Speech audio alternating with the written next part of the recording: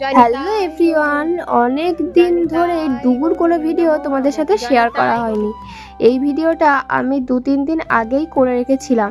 ওই দিন সন্ধ্যাবেলা একটু গৌর বাড়ি গেছিলাম। ডুগু এখন আর বিকেল হলে কি হয়, ঘুম থেকে যে ওঠেও তখন আর ও ঘরে থাকতে চায় না।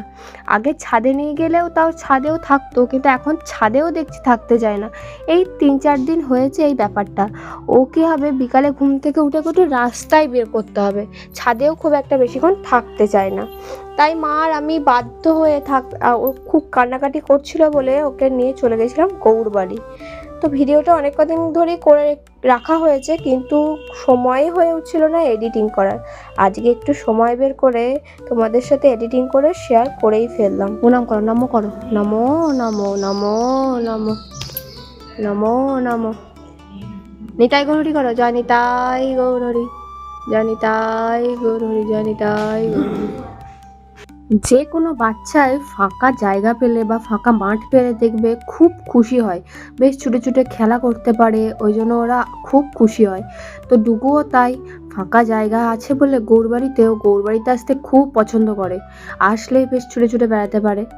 এই গৌরবাড়ির ওপর চত্বরটায় খুব একটা ও থাকে না, নিচে নেমে পড়ে, নিচের পুরো যে গোল রাউন্ড আছে সেই গোল রাউন্ডেও ঘোরে।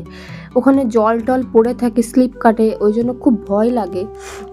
আর ওকে ছেড়ে ঠাকুরকে যে একটু প্রণাম করব নিশ্চিন্তে, সেইটুকুনিও করতে পারি না। সঙ্গে সঙ্গে পাই করে ঘুরে কোথায় যে পালিয়ে যাবে, চলে যাবে, তার ঠিক নেই।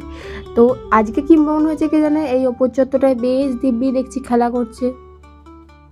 তবে ওর এই অঙ্গি ভঙ্গি, বিভিন্ন রকমের খেলা, এগুলো দেখতে কিন্তু বেশ লাগে। তেমন দেখো এখানে এসে আবার প্রণাম করছে, প্রণামই কত রকমের করতে পারে, এখানে এসে প্রণাম করে চলে গেল। আবার খেলা করতে করতে দেখো ব্যায়াম করতে লেগে গেল। এই অঙ্গি ভঙ্গিগুলো বোঝা বড় মুশকিল, কি বলো? দাও, জানি তাই করে, জানি তাই গৌর হরি হরি বল।